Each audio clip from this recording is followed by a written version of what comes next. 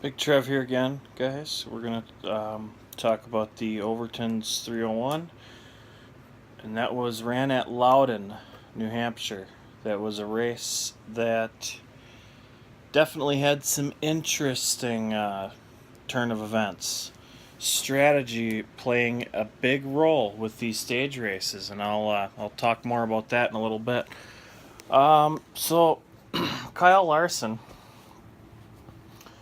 last week in Kentucky, he had some kind of infraction and for some kind of disqualified adjustment or something on the lines of that, and he got docked 35 season points and owner points, and he was so he was leading the season points, but coming in, Martin Truex Jr. was leading the season points. So that's something I was unaware of, and I do apologize for that. But to analyze this race, Martin Truex Jr. started on pole. And Kyle Larson should have started on pole, but his qualifying time was disallowed because he failed post-qualifying inspection, and he had to go to the rear of the field. So that means Truex started on the pole. And then right on the start, and it was Jimmy Johnson starting second. Right on the initial start, Jimmy Johnson was black flagged because he beat Truex to the line. The leader has to beat the rest of the field to the start-finish line. That's how you start the race. Now, for restarts, it's a different situation. So he was behind, but he did not go a lap down. The first caution was a competition caution, and Truex led from there. And Truex led all the way through stage one. And there was a caution right before the end of stage one, but Truex wanted to get those points. Him and Colpern wanted to get those stage points, and then after stage one, kind of handed off the lead to Kyle Busch and the rest of the field that did pit. Like it was a split from about 12th on back. Cars pitted, and the first 12 stayed out, and that was right at the end of stage one, which was 75 laps. Kyle Busch got stage two. Let's see here. We really didn't have too many big wrecks or anything. They're basically single car incidents. Eric Jones had problems. He was out. He had wrecked after cutting a tire. He had contact on pit road and thought it was okay, but stayed out. And then a lap after the restart, he wrecked.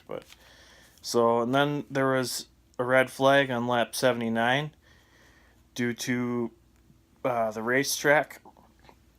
Some sealant or tar had come up, and they had to fix that. And then, like I said, that Kyle Busch won stage two, and then during stage three, Martin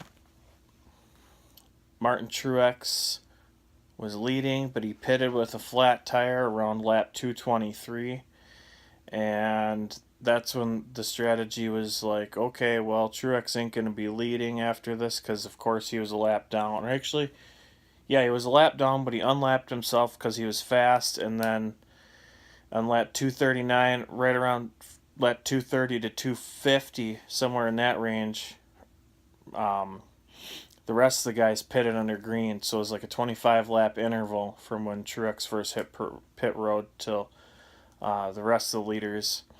Kyle Busch got nabbed for speeding under green. That was huge. That's a pass-through penalty. He was out of contention, but somehow stayed. I think he stayed on. Yes, he did. He stayed on the lead lap. He had a fast car. Had he not had that one speeding penalty, I think he may have been a good contender up there. So, and then the seventh caution, and they were talking about trends. How at Loudon, there's always that late race caution, and what ended up happening was Newman spun and Kenseth pitted for 2 tires. At that point, he was leading, and Kenseth pits for 2 tires. Everybody else took 4. And Kyle Busch was back in contention again, but guess what? He was too fast entering on pit road, and he had to restart at the tail of the field. And Junior stayed out. He needed track position with 35 to go. He stayed out because they could make it from the lap, from about 25 laps before that, they all pitted. So he could make it to the end, and so could everybody else. But tires, Loudon's key is tires. Of course, when the restart happened, Hamlin, who was first off pit road, went right past, Hamlin and Kenseth. Those guys, they went right past Junior. He was pretty much done. And then Larson was reeling Hamlin in, but just couldn't do it with the lap traffic towards the end because it went green from 35 laps ago till the end. And Denny Hamlin went on to win. So that's JGR's first win of the season in the actual points paying win. And it's definitely overdue, 19 races in. So congrats to Hamlin and the FedEx crew and JGR. Larson was second, Truex was third, Kenseth was fourth, Harvick was fifth. So the closer came in there and snuck a top 5 finish away. And the rest of the race information you will see on the bottom of the screen. You will see the season points as well. But now here's what I wanted to talk about. I want to talk about the actual playoff picture. The playoff picture has Truex in the lead by 13 points. He has won 14 stages this season. Johnson is second, 13 points behind. Larson is third. Larson and Keselowski are tied for third basically, but I believe the win that Larson has breaks that tie. And then Stenhouse is fifth in the playoff points. So that's what we're looking at. The playoff picture is looking good. Remember, I believe Logano would be... actually, he would be about 6th. Joey Logano would be. But he's not. The reason why? His win was encumbered at Richmond earlier this season in the Toyota Owners 400. So he was... his win did not count towards the championship, and Team Penske's kind of been struggling a little bit. So Team Penske and JGR are really, really struggling. And then Stewart-Haas, not too bad of a season.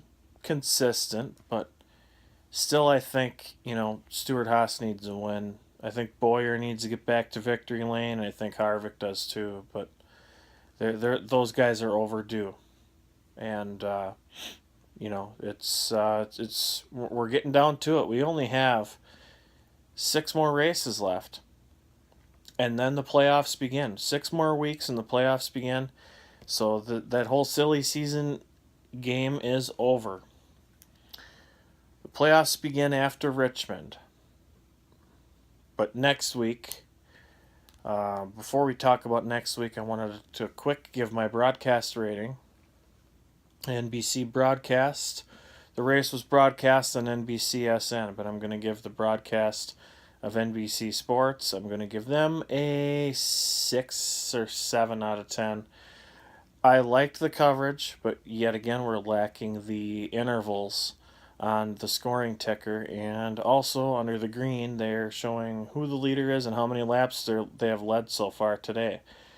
Well, that's a graphic that's not necessary. We need to see the top 3 intervals at all times. So, all right, so the next race, enough of that. The next race is going to be Indianapolis, and that is the Brantley Gilbert Big Machine Brickyard 400. 2 p.m. Eastern on NBC. So that's a prestigious race. We know the history behind the Brickyard. If you're unfamiliar with NASCAR, the Brickyard is a very special race. It's almost as special as the Daytona 500 or the Southern 500 that comes up in late August, early September. It's September. So, again,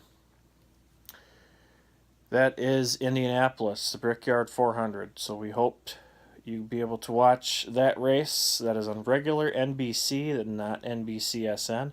It's going to be on NBC. And that begins 2 p.m. Eastern on NBC. That's pretty much all I got for you. Oh, yeah, and Dale Jr. fans, he finished 18th. So, yeah.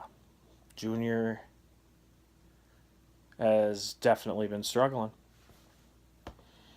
All right. We will see you next week. Thanks for watching.